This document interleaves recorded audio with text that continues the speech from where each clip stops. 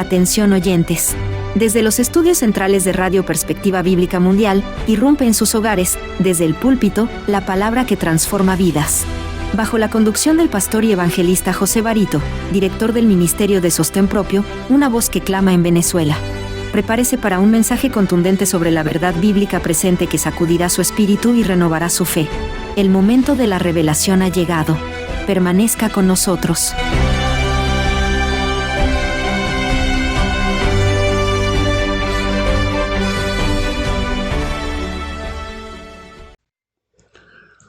Un saludo cordial a toda nuestra audiencia de Radio Perspectiva Bíblica Mundial.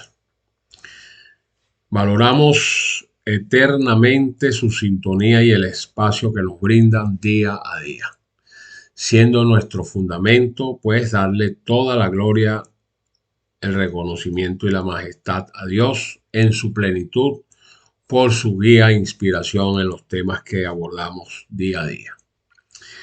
Ahora, sin más preámbulo, pues entremos de lleno a nuestra temática de hoy. Recuerden que estamos llevando a cabo la serie que hemos llamado No hay excusas. Este es el segundo tema y último. Este es una extensión del primer tema. Una extensión del primer tema. El primer tema ya lo vimos ya. Ahora este tema lleva por título El movimiento que Dios levantó. Y ese movimiento que Dios levantó está siendo corrompido desde sus entrañas, desde adentro. Sí. Y ese movimiento es la Iglesia Adventista del Séptimo Día y está siendo evaluada ante el juicio de Dios en los actuales momentos. Entonces, señores, siendo nuestro segundo y último tema de la serie que le hemos dicho, No hay excusas, pues no hemos terminado. Con finalizado. El Espíritu Santo nos sigue inquietando, no nos deja de callar. Hemos señalado, pues, los pecados del mundo en el anterior tema. Hemos denunciado las abominaciones de las naciones. Hemos expuesto las herejías de las iglesias que adulteraron la palabra de Dios, pero ahora el dedo de Dios apunta hacia adentro, hacia el movimiento que el mismo Dios levantó para los últimos tiempos. Porque si el juicio comienza por la casa de Dios, ¿cuánto más comenzará por los que recibieron mayor luz? Entonces, eso nos lo reseña el apóstol Pedro en el capítulo 4. Él dijo, porque es tiempo de que el juicio comience por la casa de Dios. Y si primero comienza por nosotros, entonces pregunta Pedro, ¿cuál será el fin de aquellos que no obedecieron el evangelio de Dios? Importante haber comenzado este tema vital con ese texto. Sí, 1844. Voy a comenzar con esa fecha, 1844, cuando Dios levantó un movimiento profético. Sí. Escuchen esta verdad histórica y profética. Miren, la profecía de Daniel, capítulo 8, verso 14, habla de 2300 días que son años, proféticamente hablando, que finalizaron en el año 1844 de nuestra era. En ese año culminó el periodo más largo de la profecía bíblica, el tiempo en que el santuario celestial sería purificado. El celestial es el tiempo en que el juicio investigador comenzaría en el cielo. Por eso, entonces, Daniel, capítulo 8, como les he reseñado, el verso 14 dice, hasta 2300 tardes y mañanas, luego el santuario será purificado. Y en ese preciso momento histórico, en ese amanecer profético, pues Dios levantó un movimiento. Sí, un movimiento. Hombres y mujeres que venían de diversas denominaciones, comenzaron a estudiar la Biblia con una profundidad que el mundo religioso hacía siglos que no veía. Y en ese movimiento redescubrieron el sábado del séptimo día. Redescubrieron el estado de los muertos. Redescubrieron el santuario celestial y el sumo sacerdocio de Cristo en ese santuario. Redescubrieron la inminente segunda venida de Jesús. Pues ese movimiento tomó el nombre de Iglesia Adventista del Séptimo Día. El Apocalipsis lo describe con una claridad luminosa. Ese movimiento son los que se identifican con el texto de Apocalipsis capítulo 14, verso 12.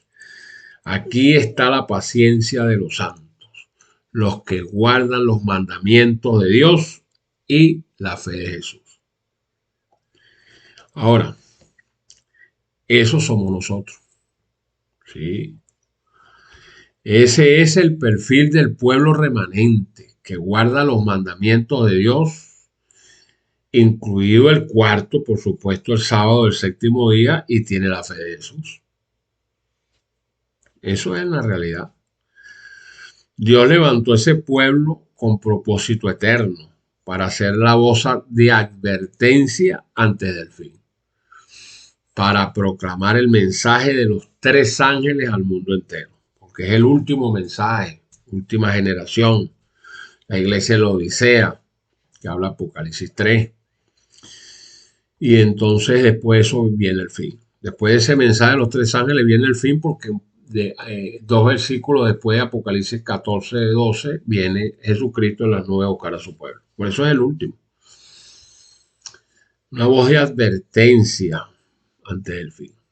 Por eso es que Apocalipsis 14, capítulo 6, mensaje de los tres ángeles, dice: vi volar por en medio del cielo a otro ángel que tenía el evangelio eterno para predicar a los moradores de la tierra, diciendo a gran voz: teman a Dios y denle gloria, porque la hora de su juicio ha llegado. Y adorad a aquel que hizo el cielo, la tierra, el mar y la fuente de las aguas. Entonces, ese es el primer ángel, primer mensaje que fue depositado en ese movimiento para que fuera predicado, aunado al segundo y el tercer ángel. Entonces, este movimiento se convirtió entonces de movimiento a una corporación. O sea que la apostasía viene desde adentro. Pero aquí viene la tragedia. El mismo movimiento que Dios levantó con fuego profético se ha convertido en una corporación religiosa multinacional que en muchos sectores, ha abandonado los principios que le dieron su origen.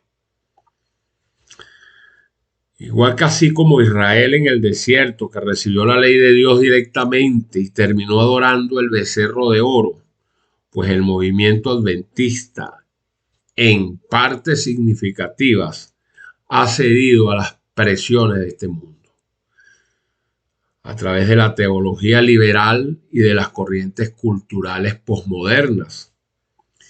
Y la profecía ya lo había advertido. Ellen White, mensajera del Señor para ese movimiento, escribió con décadas de anticipación y dijo: el mayor peligro de nuestra iglesia no vendrá de afuera, sino de adentro. Los enemigos más peligrosos serán aquellos que están dentro de nuestras filas. Así lo dijo ella. Entonces, efectivamente, eso es lo que ha estado ocurriendo. Teólogos formados en universidades seculares han infiltrado las facultades adventistas. Pastores que no creen en la inspiración plena de las Escrituras y mucho menos del espíritu de la profecía, ocupan púlpitos adventistas. Y la cúpula, que es lo más triste, la cúpula administrativa, en lugar de corregir con la palabra y con la facultad que se les ha dado de autoridad, pues han cedido han cedido, ha negociado, ha transigido. El movimiento que debía ser la voz más pura del cielo en la tierra está siendo corrompido desde sus propias entrañas. Y yo solamente voy a citar tres herejías, tres o cuatro, solamente voy a referirme. Los demás son pequeñeces, pero bueno, ellos mismos tendrán que depurarse. Pero estas son herejías graves.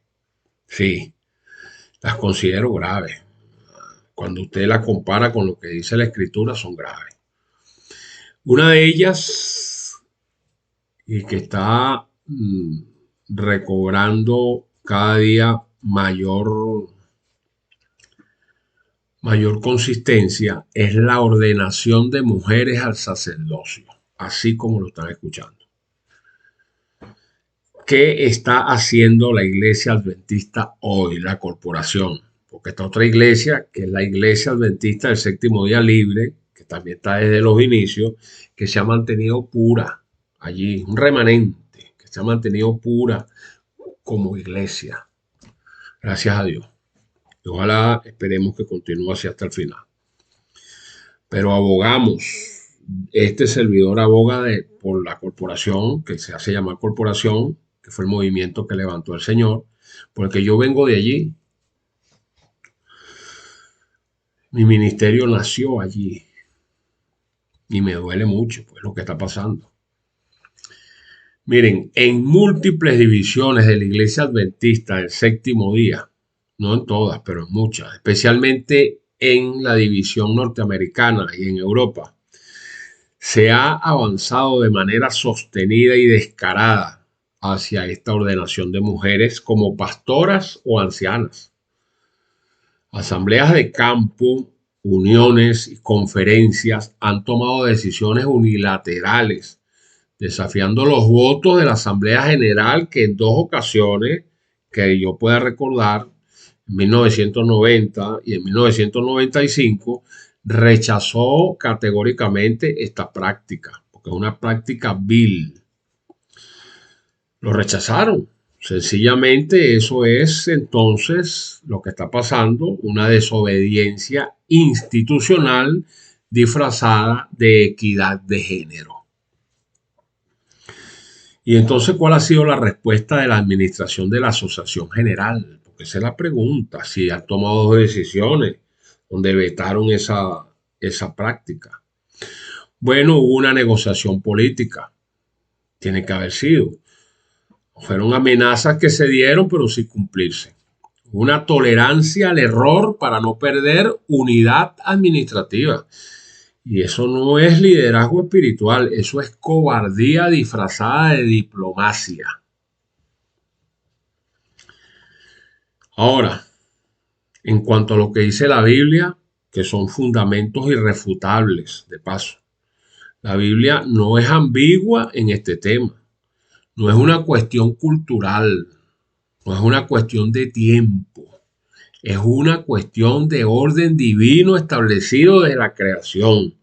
Y lo vamos a analizar a través de textos bíblicos uno por uno.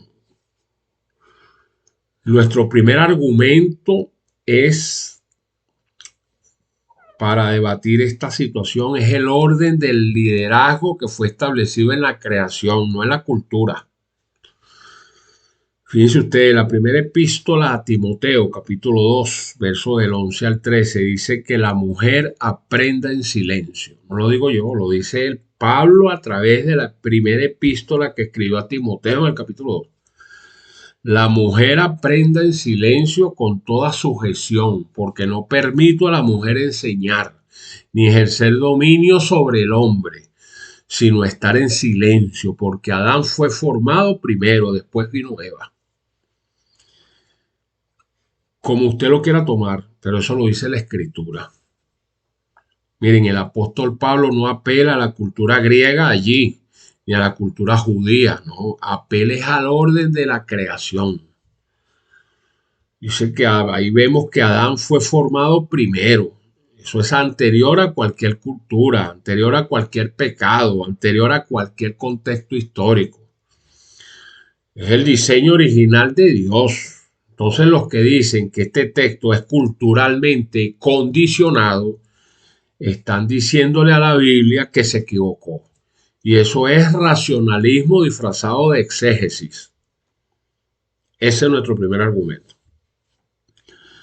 Nuestro segundo argumento tiene que ver con el requisito del obispo y del anciano, que es explícito en el género. Explícito. Y sigue diciendo Pablo en la primera epístola a Timoteo, en el capítulo 3, del 1 en adelante, dice palabra fiel. Mire lo que dice, fiel. Si alguno anhela obispado, pastorado, buena obra desea, qué bueno. Pero, siempre un pero, es necesario, eso es una condición, que ese obispo, ese pastor, sea irreprensible y que sea marido de una sola mujer. ¿Cómo dijo? Ajá, de una sola mujer. Y el libro de Tito, capítulo 1, dice, da una orden ahí, Pablo. Ordenó que se establecieran ancianos en cada ciudad.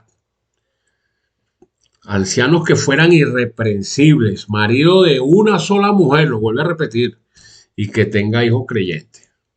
Entonces el texto dice marido de una sola mujer, no cónyuge fiel, no esposo o esposa, tampoco dice marido. Entonces ahí el idioma griego usa la palabra andros, que significa varón, con absoluta precisión. Entonces cambiar este requisito no es traducción, es manipulación del texto sagrado para adaptarlo a una agenda ideológica. Ese es nuestro segundo argumento. Nuestro tercer argumento, bueno, Pablo en Corintios confirma el orden de autoridad. Ahí lo dice, en 1 Corintios capítulo 14, del 34 en adelante. Dicen que vuestras mujeres callen en las congregaciones, porque no les es permitido hablar, sino que estén sujetas, como también la ley lo dice. Y si quieren aprender algo, pues pregunten en sus casas a sus maridos, porque es indecoroso que una mujer hable en la congregación. No lo digo yo, señor, eso está en la escritura. Entonces ese texto no habla de gritar ni de interrumpir.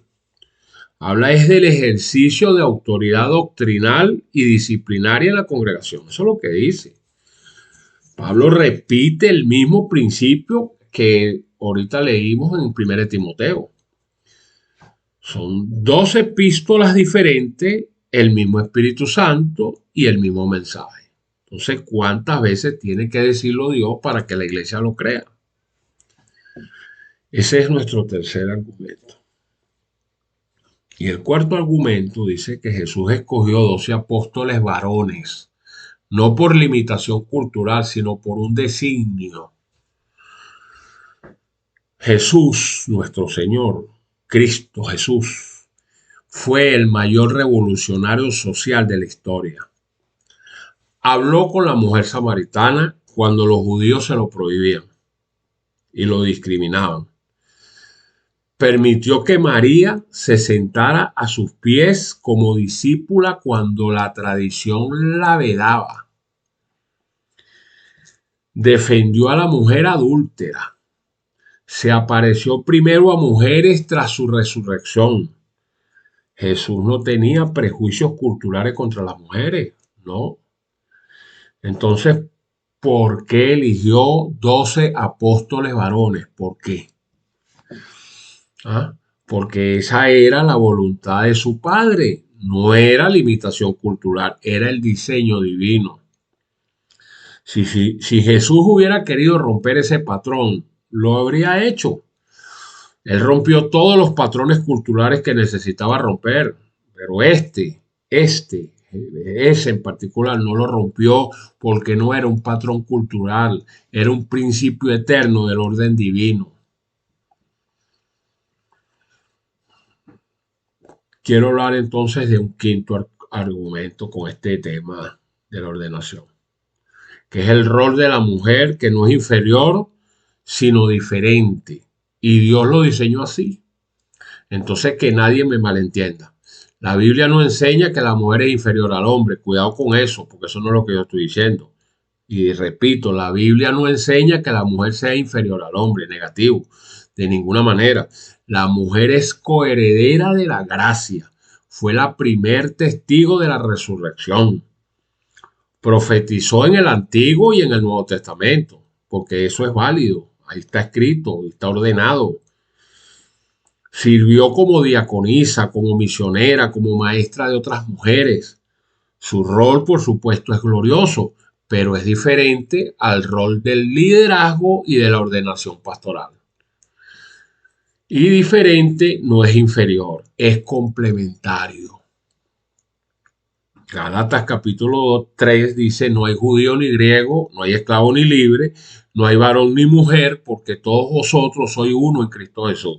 Pero este versículo habla de igualdad en la salvación. No lo manipulen, no de identidad en función. Así como el Hijo es igual al Padre en naturaleza, pero diferente en función. Así el varón y la mujer son iguales en valor, pero diferentes en roles. Entonces, confundir igualdad de valor con identidad de función es el error teológico que ha abierto las puertas a esa herejía. La advertencia profética es aguardar los mandamientos. No basta si se traiciona otro principio. Y aquí viene la advertencia más escalofriante para el pueblo adventista, para la Asociación General.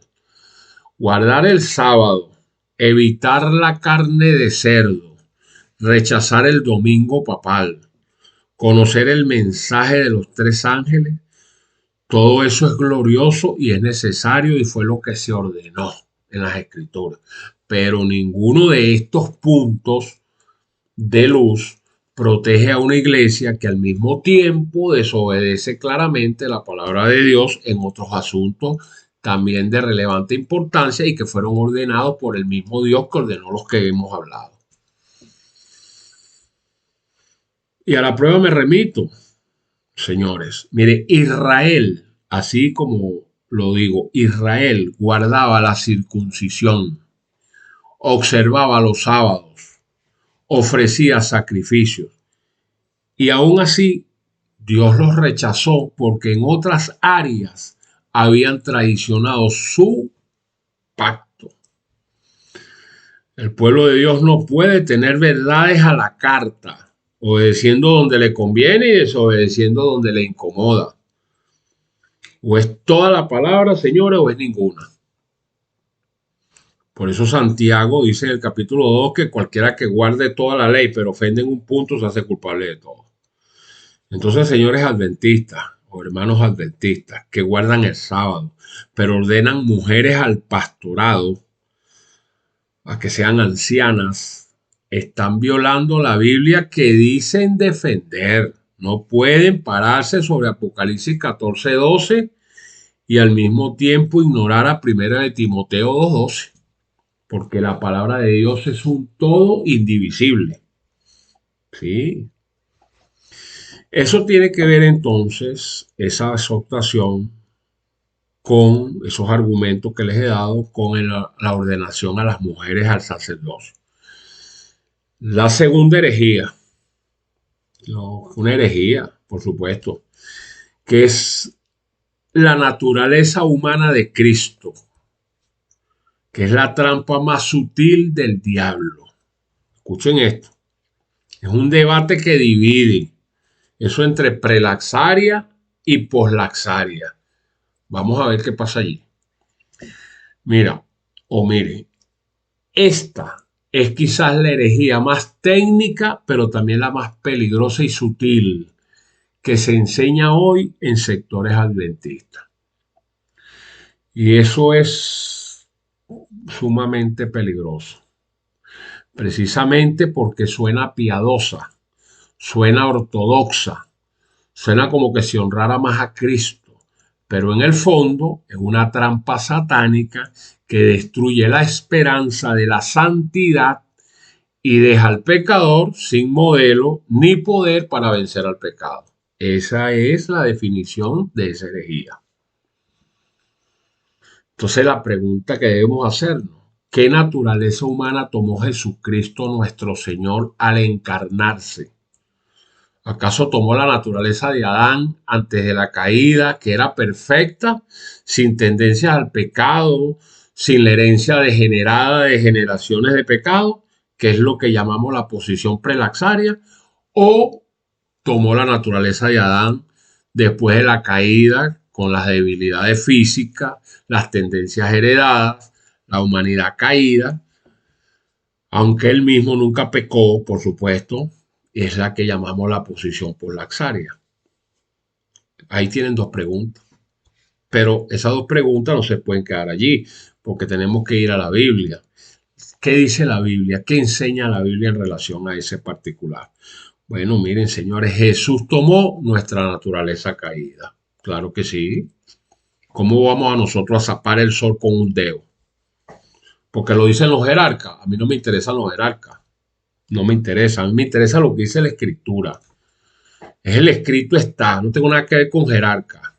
A mí no me va a salvar ningún jerarca. La Biblia es absolutamente clara en eso. Jesús tomó la naturaleza humana tal como era disponible cuando se encarnó. Es decir, la naturaleza poslaxaria. Eso quiere decir después de la caída de la humanidad pecadora. ¿Y eso qué significa? Bueno, con sus debilidades físicas, con el cansancio, el mismo hambre, la tentación y el sufrimiento. Y eso es lo que lo hace nuestro sumo sacerdote compasivo y capaz de auxiliarnos. Sí, el libro de Hebreos, capítulo 2, verso del 14 en adelante, dice que así que, por cuanto los hijos participaron de carne y sangre, él también, Jesucristo, participó de lo mismo. Pues en cuanto él mismo padeció siendo tentado, es poderoso para socorrer a los que son tentados. Entonces ahora ustedes fíjense, el texto dice que Jesús participó de lo mismo que nosotros, de la misma carne y la misma sangre. No es una versión superior de carne y sangre, es la misma que tenemos nosotros y dice que fue tentado. Entonces, puede ser tentado alguien que no tiene la naturaleza que es susceptible a la tentación. Si Jesús tomó la naturaleza prelaxaria antes del pecado, perfecta, sin debilidad, entonces su tentación fue una actuación, fue una farsa, fue un teatro. Y la Biblia nos enseña eso. Dice el libro de Hebreos, capítulo 4, verso 15, porque no tenemos un sumo sacerdote que no pueda compadecerse de nuestras debilidades, sino uno en mayúscula, que fue tentado en todo según nuestra semejanza. Únicamente dice, pero sin pecado. Claro, él vino a demostrarnos que siendo hombre con la misma naturaleza, que era también tentado, que tuvo hambre, que tuvo todas las necesidades que tenemos nosotros, pudo decirnos a través de su vida sobre esta tierra que podemos lograrlo, porque entonces él no sería nuestro Salvador. Este versículo es una bomba de verdad. Tentado en todo, dice el texto, según nuestra semejanza. Eso es un lenguaje de identidad con la humanidad caída. Claro que sin pecado, él. ¿Ok? Ahí está la diferencia. No la diferencia en la naturaleza que tomó, sino en lo que hizo con esa naturaleza. O sea que nosotros cedemos a la tentación. Él también, pero él no cedió. Esa es la diferencia. Pero tenía la misma naturaleza. Esa es la victoria que nos muestra que entonces es posible alcanzar la salvación y la santidad para poder alcanzar la salvación. ¿Por qué? Porque el libro de Romanos, capítulo 8, en el verso 3 me dice, porque lo que era imposible para la ley, por cuanto era débil por la carne, Dios enviando a su Hijo en semejanza de carne de pecado, y a causa del pecado condenó al pecado en la carne. Ahí lo tienen. Eso es para que ustedes lo agarren y lo pongan en la mesita de noche. Los teólogos liberales que están enseñando eso en la iglesia adventista, el hijo de Bullón es uno, y le prenden una velita.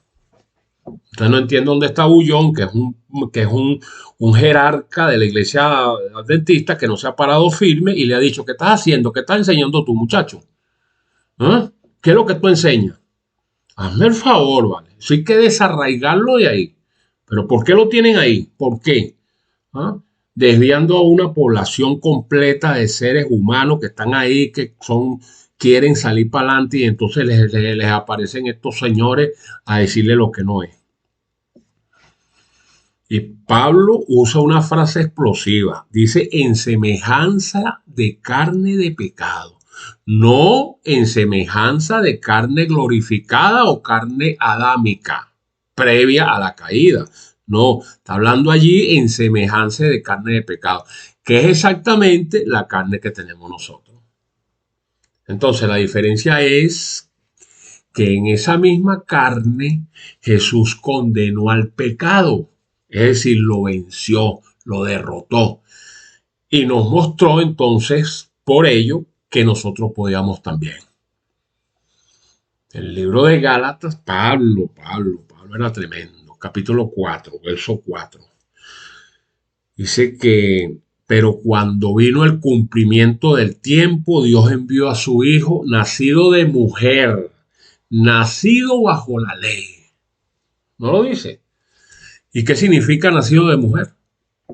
Porque María era una mujer con naturaleza poslaxaria. Entonces Jesús recibió su naturaleza humana a través de María. O ustedes me van a meter ahí un 5 y 6. Miren, heredó las consecuencias físicas de siglos de pecado humano. Un cuerpo débil, mortal, susceptible al cansancio y al dolor. Y en ese cuerpo, nuestro Señor venció cada tentación que el innombrable le puso por delante. Eso es importante subrayarlo y recalcarlo. Ahora preguntamos, ¿por qué la doctrina prelaxaria es una trampa del diablo? Aquí les viene entonces la respuesta. Y ahí es donde está el veneno oculto en el caramelo. Sí. Miren, si Jesús tomó una naturaleza humana perfecta, como lo dicen estos teólogos liberales, y yo no sé qué está haciendo esa asociación general, esos jerarcas que están allí, no sé qué hacen. ¿Por qué no han despedido a esos señores? ¿Por qué no lo han despedido? ¿Ah? Si aquí lo que está en juego es la salvación de todos los feligreses de esos señores. ¿Ah? Si Jesús tomó una naturaleza humana perfecta, anterior a la caída, sin las tendencias heredadas del pecado, entonces su victoria sobre el pecado no tiene relevancia práctica para nosotros. Y yo lo que tengo es Kinder. Yo se los puedo decir que lo que tengo es Kinder. Yo lo que tengo es Kinder. Porque nosotros no tenemos esa naturaleza.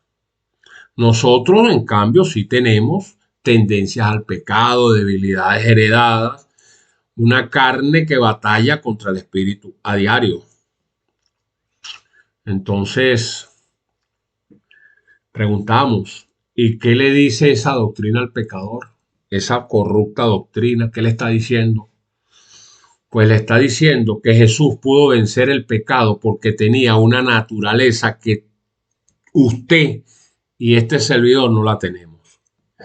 Nos está diciendo que Él era diferente. Él era diferente a usted, a este servidor en su humanidad.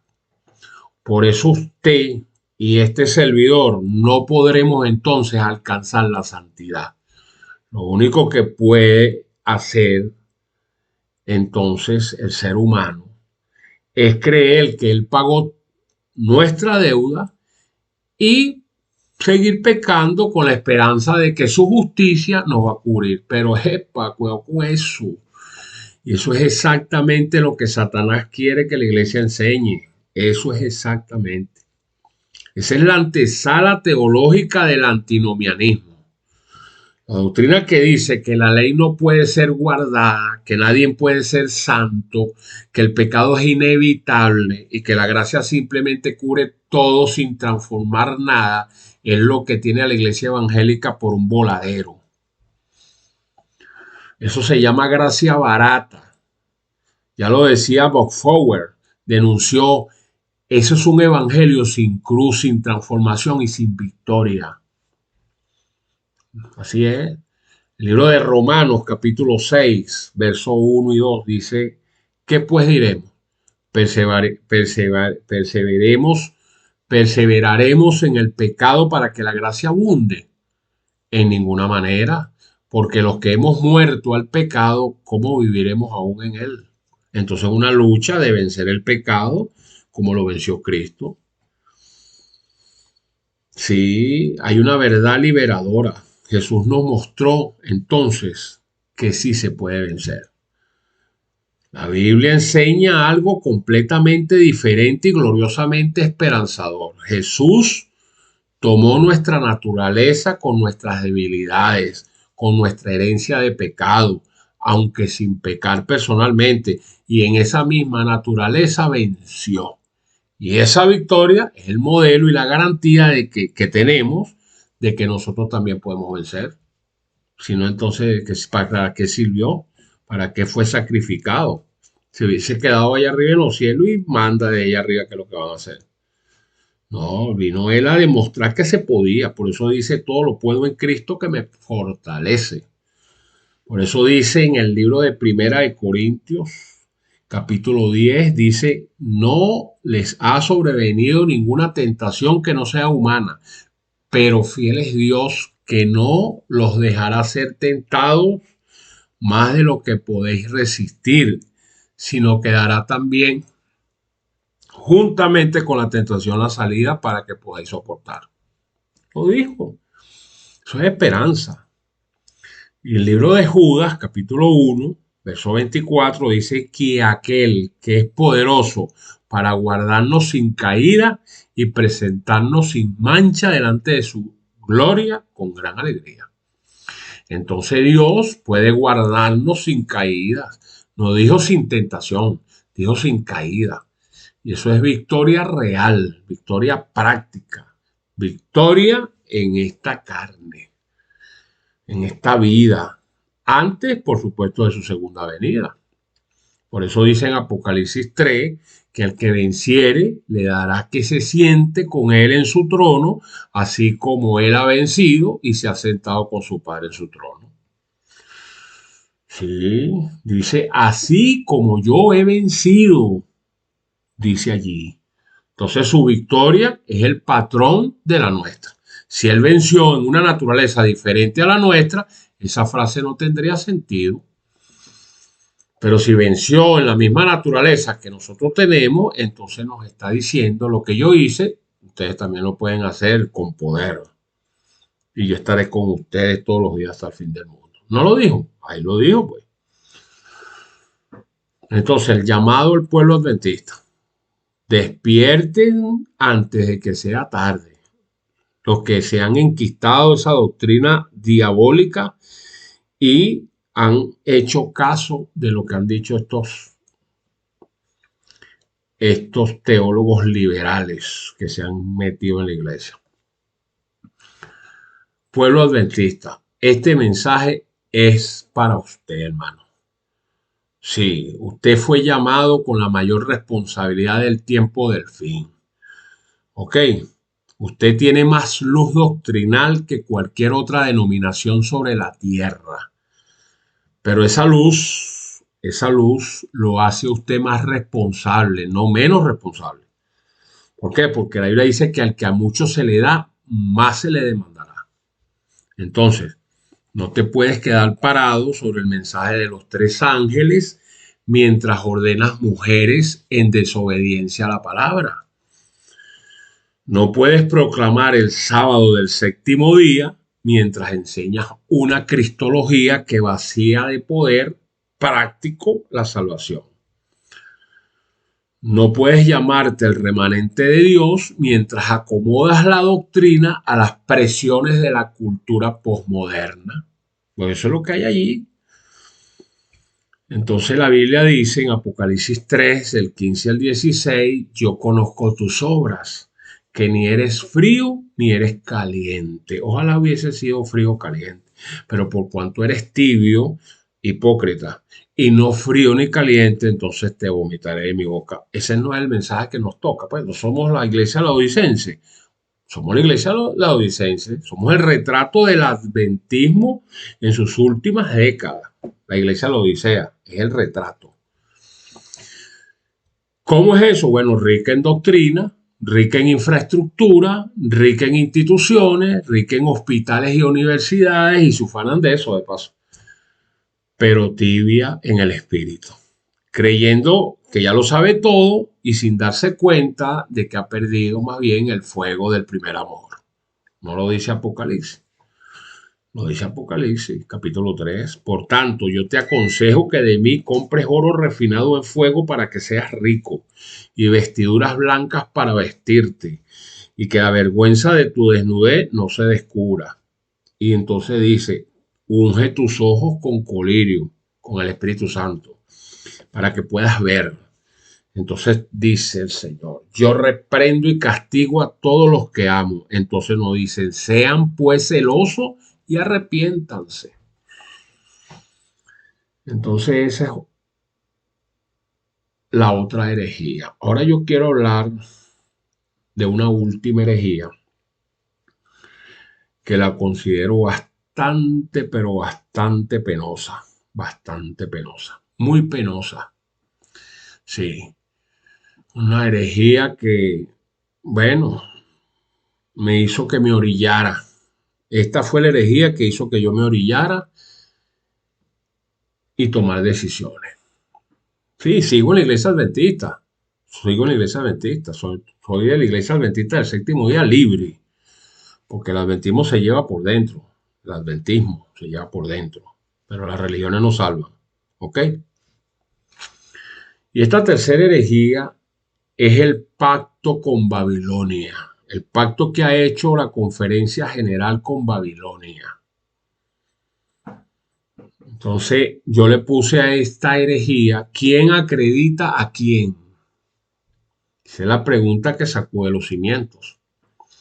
Así que prepárense porque lo que viene a continuación es uno de los escándalos más vergonzosos y espiritualmente perturbadores que el movimiento que en su momento fue, que haya vivido en su historia, pues que ahora se convirtió en corporación, ha incurrido. Y no es un rumor, no, no es una especulación, es un hecho documentado que debería hacer temblar de indignación a todo adventista noble y genuino, sincero, que conoce la profecía que Dios mismo le encomendó para que proclamara al mundo. Por eso le digo que esto es para mí bochornoso. Y antes de desarrollar esta tercera herejía, debo recalcar y subrayar que en el 2015, si no más no recuerdo, cuando me enteré de esta noticia, me dirigí a través de una carta que escribí de puño y letra de este servidor. Y de paso, la discutí con ese señor por teléfono. No voy a decir su nombre porque no quiero comprometer su vida. El jefe, el director, el presidente, el presidente de la asociación central de los adventistas del séptimo día en Caracas, para esa época, denunciando y pidiendo una explicación de ese trágico suceso, que al día de hoy, por supuesto, jamás logré recibir ninguna respuesta. Y sí sé que no la voy a recibir. Pero eso no quedó allí, siendo que esto no fue aclarado ni fue dada ninguna respuesta por la autoridad competente de turno que me correspondía, porque era la autoridad más cercana a la que tenía que dirigirme, no podía pasar por encima de esa autoridad, siguiendo los cánones rigurosos que se deben seguir. Pues entonces en vista de eso me dirigí nuevamente, pero bueno, esta vez a la Asociación General, a través de mi renuncia, como a mi membresía, exhortando con justo juicio esta situación. Sí, cosa de la que de igual manera, por supuesto, jamás se molestaron en responder. Y eso es muy lamentable, muy lamentable. Bueno, yo cumplí. Entonces, volviendo al tema que nos ocupa, debo entonces imaginar que la pregunta que Dios debe estar haciéndose hoy con respecto a la Corporación Adventista Mundial debe ser la siguiente. ¿Cómo es posible que el movimiento que Dios levantó para desenmascarar a la bestia, así mismo a la bestia, esté pidiendo que esa misma bestia lo acredite? Eso es una pregunta que yo en la cabeza a mí nunca me ha cabido eso. Recuerden que yo lo que tengo es Kindle. ¿Ok? Ahora, la Biblia me dice categórico. En 2 Corintios capítulo 6, del 14 en adelante, dice, no se unan en yugo desigual con los incrédulos, porque ¿qué compañerismo tiene la justicia con la injusticia? Decía Pablo.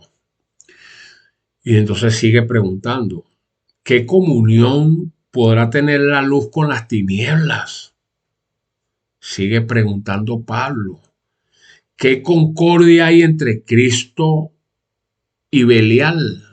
Cónchale, eso es categórico, ¿saben? Los hechos son irrefutables. Julio del año 2010. Eso salió en la página web oficial de la Universidad de Montemorelos en México. Sí, en julio del año 2010, 2 sacerdotes católicos romanos visitaron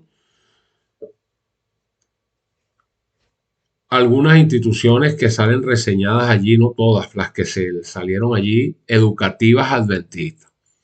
No como simple visitante, no como curiosos teólogos, no, sino como autoridades acreditadoras con poder para certificar y aprobar la enseñanza teológica en los seminarios e instituciones de educación superior adventista. Le digo que eso fue lo que me orilló. Eso me orilló.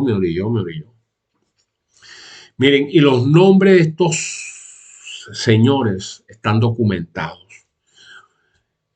Ahí están documentados. Fueron el doctor Gary Reeves Estrella, que era el presidente para ese entonces de la Academia de Teólogos Católicos Hispanos, y el doctor José Labastida, rector de la Universidad Católica de Notre Dame, o Notre Dame, como quiera llamarlo. Yo no hablo inglés. Ambos representaban a la Asociación de Escuelas de Teología, con sus siglas ATS. Llegaron con autoridad para aprobar o rechazar la doctrina que se enseña en los seminarios adventistas. Ahora, deténgase un momento aquí a procesar lo que usted acaba de oír.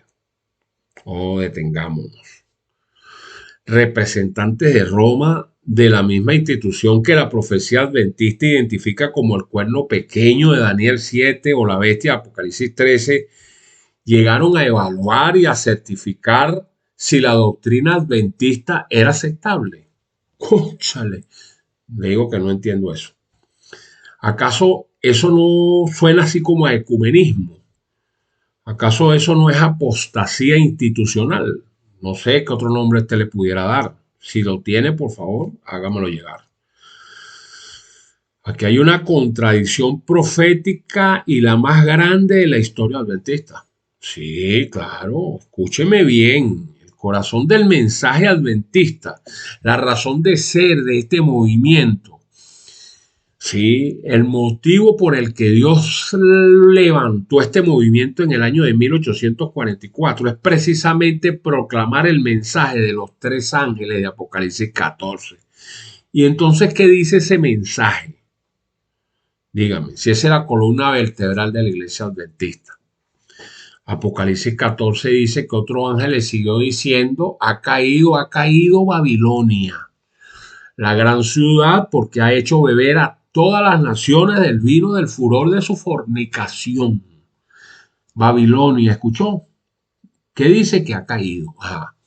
Pero también dice en el 18:4 de Apocalipsis que una gran voz del cielo decía, salgan de ella, pueblo mío, para que no sean partícipes de sus pecados y reciban parte de sus plagas. Ahora. El adventismo tiene como misión profética llamar al mundo a salir de Babilonia. Babilonia que en la profecía incluye al sistema religioso apóstata encabezado por Roma papal. Y ese mismo movimiento fue entonces a pedirle a Roma que aprobara su doctrina. ¿Qué le parece? Es más o menos así algo como si el fiscal que acusa a un criminal o al criminal que esté acusando le pidiera al mismo criminal que certifique su expediente acusatorio. Algo así. O es como que si el profeta que denuncia al ídolo le pidiera a ese ídolo su autorización para predicar. Es una contradicción monstruosa que el entendimiento humano, por ejemplo el mío, apenas puede procesar. Yo no lo he logrado procesar. Porque si Roma aprueba la doctrina adventista, una de dos cosas es verdad, si la aprueba. O la doctrina adventista ya no es lo suficientemente fiel a la profecía para incomodar a Roma, o Roma aprobó algo que sabe que no le hará daño porque ya fue domesticado. Cualquiera de las dos opciones es devastadora. Entonces seguimos haciendo preguntas. ¿Qué tiene el catolicismo que enseñar al adventismo? Sí, esa es la pregunta que todo adventista debería estar gritando desde los púlpitos. ¿Qué verdad bíblica tiene Roma para enseñarnos? ¿El cambio del sábado al domingo? ¿La inmortalidad del alma? ¿La veneración de imágenes? ¿O el purgatorio? ¿O la mediación de los santos muertos? Miren, todo lo que Roma enseña es exactamente lo que el adventismo ha identificado como error y apostasía a lo largo de sus casi 200 años de existencia en la historia. ¿Por qué? Porque la misma profeta o la mensajera del Señor para ese movimiento adventista fue absolutamente clara al advertir con décadas de anticipación sobre ese peligro. Ella dijo en Mensaje Selecto tomo 3 que habrá aún entre nosotros mercenarios y lobos con vestidos de ovejas que persuadirán al rebaño de Dios a presentar sacrificios a otros dioses delante del Señor. Jóvenes que no están establecidos, arraigados y afirmados en la verdad, serán corrompidos y arrastrados por ciegos que están guiando a otros ciegos. Por eso es la profeta. Estos son lobos con vestidos de ovejas, sacerdotes católicos entrando a los seminarios adventistas en sotana y con corbata académica, representando el órgano rector que los certifica, pero que con el mismo espíritu de Babilonia. ¿Cómo es eso? Y los administradores adventistas los recibieron con honores, le abrieron las puertas de los salones de teología, les entregaron el poder de certificar lo que se puede y lo que no se puede enseñar. Bueno, eso es digno de reflexionar. Sí, esto de esa acreditación es una trampa. Es el precio del reconocimiento mundial. Eso es lo que estaban buscando la jerarquía adventista, era el reconocimiento mundial. A cuenta de meter la misión que tiene este movimiento en la basura. Eso fue lo que hicieron. Seguimos preguntando, ¿por qué haría esto la corporación adventista? ¿Por ingenuidad? Pues no. La respuesta tiene nombre. Por reconocimiento académico mundial, por acceso al financiamiento internacional, por legitimidad ante los organismos gubernamentales, por títulos homologables en universidades seculares. En otras palabras, dinero, prestigio y poder institucional. Eso fue todo. Entonces el movimiento que nació pobre, perseguido y rechazado, despreciado por el sistema religioso establecido, que creció precisamente porque tenía una verdad que el mundo no quería oír, ese movimiento decidió que quería ser aceptado por ese mismo sistema. O sea, vendió su identidad profética por un certificado de acreditación. ¿Qué les parece?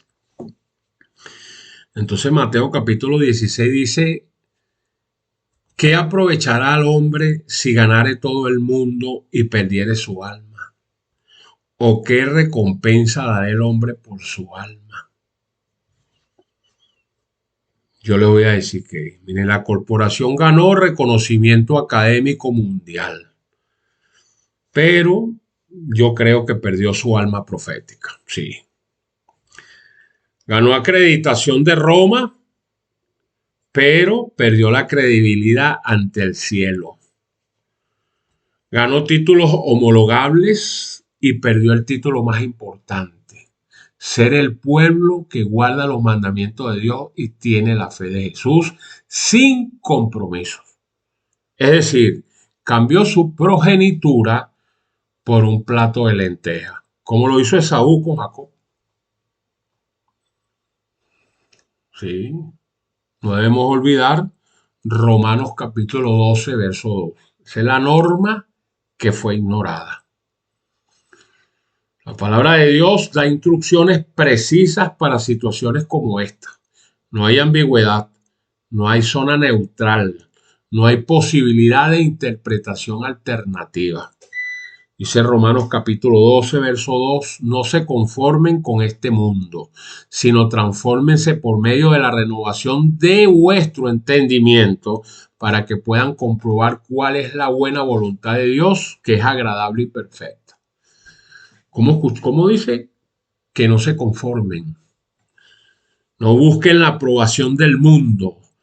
No busquen la validación de los sistemas que la profecía identifica como apóstatas. Busquen la aprobación de Dios, que es suficiente, es la única que eternamente importa, interesa y vale la pena luchar. Pero, siempre hay un pero. La corporación prefirió la aprobación de la ATS de Roma, del sistema académico secular, antes que la aprobación de aquel, con A mayúscula, que la llamó de las tinieblas a la luz a existir. Y el resultado es predecible. Cuando una institución necesita la aprobación de Roma para funcionar, inevitablemente tiene que suavizar el mensaje, matizar el mensaje, diluir el mensaje, omitir el mensaje o directamente silenciar las doctrinas que a Roma le incomodan. Entonces preguntamos, ¿puede acaso un seminario acreditado por la ATS católica, con presencia de estos dos señores de la alta jerarquía romana, enseñar libremente que el Papa es el anticristo de la profecía? Puede enseñar sin restricciones que Roma es Babilonia. Puede predicar con fuego el segundo mensaje angelical y por supuesto el tercero, que la desnuda. Por supuesto que no. La acreditación tiene un precio doctrinal, señores. Eso es lo que pasa.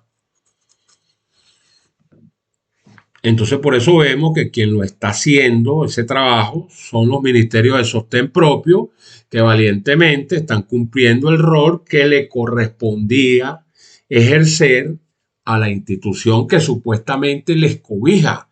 Y eso es decepcionante.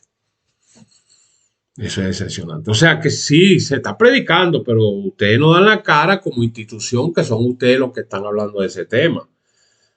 Porque no, en las páginas oficiales no sale eso de esa naturaleza. Muy suave, muy acompasado, con palabras melodiosas, disfrazadas, pero no con la fuerza que tiene que hacerle. Entonces agarran entonces a esos predicadores que los hay, adventistas, muy buenos, que lo están haciendo, pero eso va bajo su responsabilidad. Entonces puede la bestia acreditar lo que la denuncia. ¿Ah? Esta es la pregunta más lógicamente devastadora de todo este asunto. La profecía, la profecía adventista, basada en el capítulo 7 de Daniel y en el capítulo 13 de Apocalipsis, identifica el sistema papal romano como el cuerno pequeño que cambió los tiempos y la ley. La identifica como la bestia que recibió la autoridad del dragón. ¿Quién es el dragón? Satanás. ¿No dice Apocalipsis 13:2 que Satanás le dio su poder, su trono y su autoridad? Entonces, ¿cómo es que el representante de Satanás en esta tierra se sienta a certificar una doctrina que la condena ella misma? Esto alguien tiene que respondérmelo. Y la identifica como Babilonia la Grande, la madre de las rameras. Entonces, esa identificación no es una opinión de pastor de pueblo, como lo puedo ser este servidor o un simple servidor. Es la columna vertebral de la teología profética adventista desde su fundación. Entonces, repito nuevamente, puede entonces esa misma institución, la que la profecía adventista denuncia, tener autoridad para acreditar si la doctrina adventista es correcta o para certificársela para que siga, para que continúe trabajando. La respuesta es lógica, bíblica y profética. Es un no rotundo y absoluto. Es la negación más completa posible. Sería como pedirle al diablo que acredite la academia de exorcismo.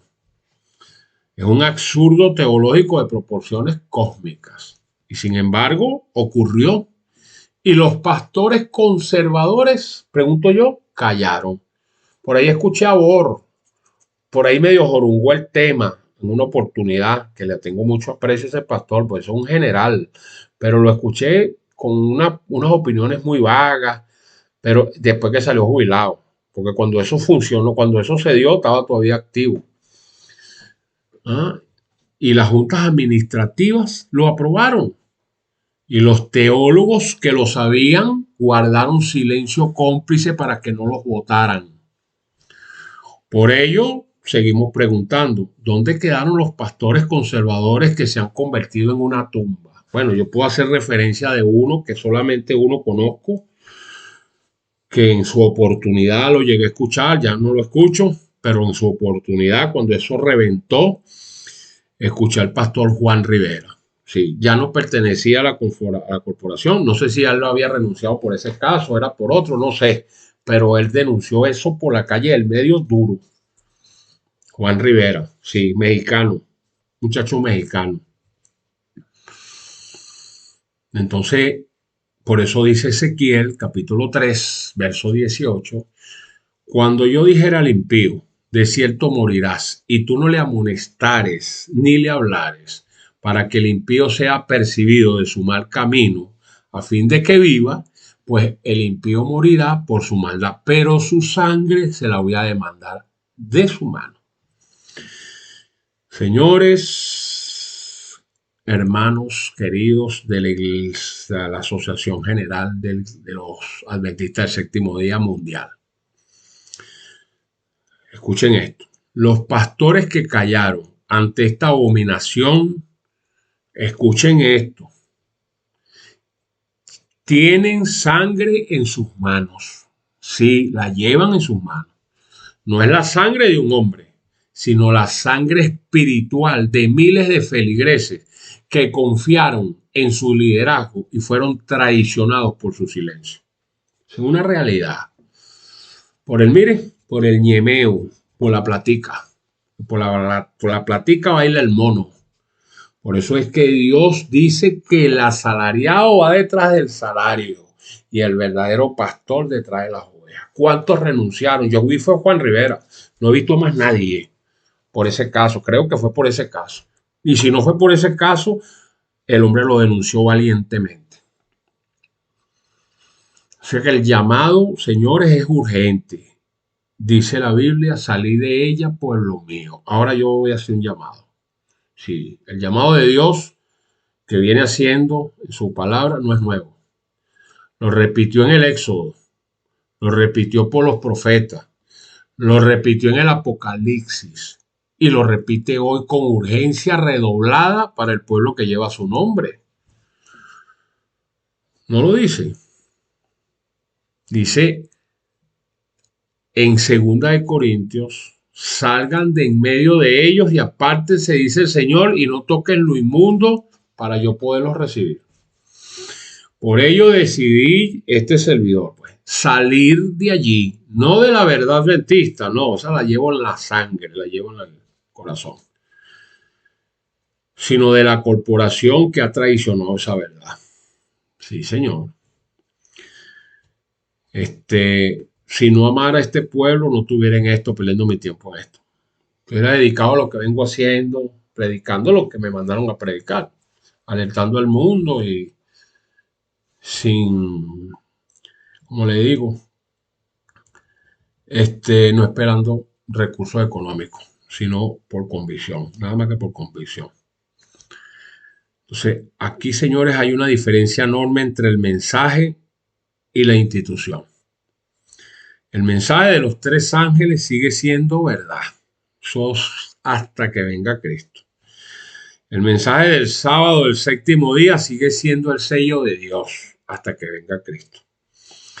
La identificación profética de Roma como la bestia, como la gran ramera, sigue siendo correcta, porque esa la escribió fue Dios en su palabra y es eterna. Y a mí no me interesa.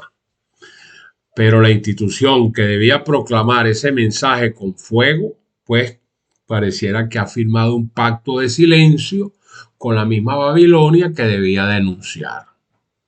Por eso la profeta Elena G. de White, la profeta de la corporación de los adventistas, también escribió, y esto es profecía que hoy se cumple ante nuestros ojos.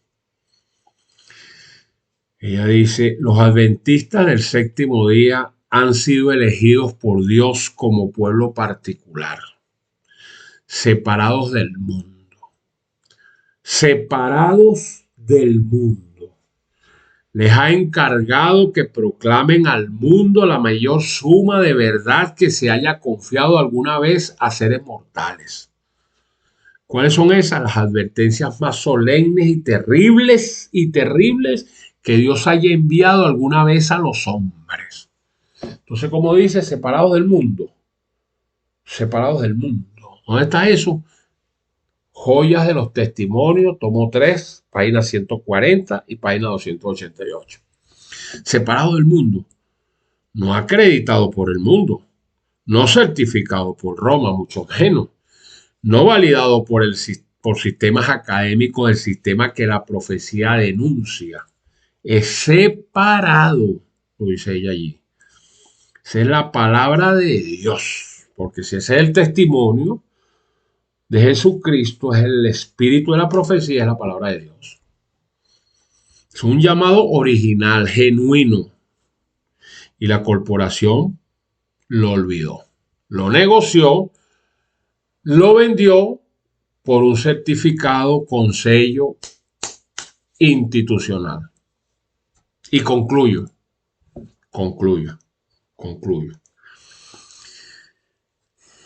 Señores, todo esto nos debe enseñar a los adventistas y al que no es adventista que ni el nombre ni la historia nos salvan. Lo único que nos salva es la obediencia. Así que, pueblo de Dios, sea cual sea tu denominación, sea cual sea tu historia, si eres adventista, si eres bautista, pentecostal, católico, nada de eso te salva. Nada de eso. Ni tener el nombre correcto, ni guardar el día correcto, ni conocer las doctrinas correctas te salva. Si al mismo tiempo desobedecer la palabra en lo que te incomoda. Claro. El Señor dijo, ¿tú quieres ganar la vida eterna? Guarda mis mandamientos. ¿No lo dijo? Lo dijo, guarda mis mandamientos. Entonces, sine qua non. Entonces, ni tener el nombre correcto, ni guardar el día correcto, Ni conocer las doctrinas correctas nos salvan si al mismo tiempo desobedecemos la palabra en lo que nos incomoda. Y ustedes tienen que saber que ya tenemos evidencias de ello. Israel tenía el templo, el sacerdocio, tenía la ley y la historia sagrada. Y aún así, ¿qué pasó? Jerusalén, Jerusalén, te perdiste. Ciertamente no me verás más hasta que no digas Baruch haba Beshem Adonai. Bendito el que viene en el nombre del Señor. Pero cuando lo vean, ya usted sabe como adventista, mejor que nadie, que el juicio se acabó días atrás y se perdieron. Por eso le digo, te perdiste. Se van a salvar los que antes que se cierre la puerta de la gracia, los que están allí ahorita tirando bombas y no sé qué es lo que están haciendo. Bueno, se arrepientan, consideren que Cristo es su Salvador, abracen su pacto y le den para adelante. Se van a salvar, claro, ese es el llamado para todos. La iglesia de Éfeso tenía buenas obras, perseverancia y doctrina correcta, pero había dejado su primer amor y recibió la amonestación, la amenaza de que su candelero sería quitado. Pareciera que hoy la historia se está repitiendo. Ojalá que haya rectificación. El llamado de Dios para este movimiento que fue levantado en 1844 sigue vigente. Sí. El mensaje de los tres ángeles sigue siendo el evangelio eterno para el tiempo del fin, porque es eterno, no tiene principio ni fin. El sábado, el sello de Dios del séptimo día sigue siendo su eterno sello. La segunda venida inminente de Cristo es nuestra bendita esperanza. Y nada de eso ha cambiado. Pero, vuelvo a decir, el movimiento debe volver a sus fundamentos, debe sacudirse el polvo de la apostasía, debe arrepentirse y volver a las obras del principio. Porque acuérdense de Apocalipsis 18:4, que ustedes se lo saben. O sea, que este llamado no es solo para salir de Babilonia externa, de la externa, sino que es la religión apóstata del mundo. Es también para que dentro del propio movimiento remanente, entre comillas, los fieles rompan fila ante la apostasía interna. ¿Usted se quiere quedar allí? Bueno, no sé. Pero vea a ver cuál va a ser su posición al respecto con todas esas herejías y las que están pasando, que ni las quiero tocar. ¿Por qué? Porque Dios tiene un remanente dentro del remanente. Hombres y mujeres que no han doblado rodillas ante los ídolos doctrinales de la corrección política, del feminismo teológico, ordenación de mujeres, y de la cristología diluida. Así que, pueblo de Dios, termino. Despierta, vuelve a los fundamentos, guarda toda la palabra, no solo la que te conviene o la que por conveniencia, porque te están pagando, tienes que mantenerte callado como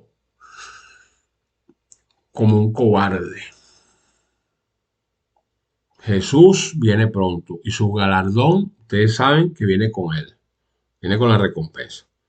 Dijo, aquí vengo pronto y mi galardón conmigo para recompensar a cada uno según haya sido su obra. Entonces yo digo, Maranata, ven Señor Jesús. Así que, señores, tuve el placer hoy de terminar con esta serie de 2 temas. Les habló desde Venezuela el pastor José Barito. Me despido bajo la soberanía de nuestro Padre Celestial, confiando en su dirección para los días por venir. Gracias por ser parte de la familia de Radio Perspectiva Bíblica Mundial. Hasta un próximo encuentro. Dios les bendiga.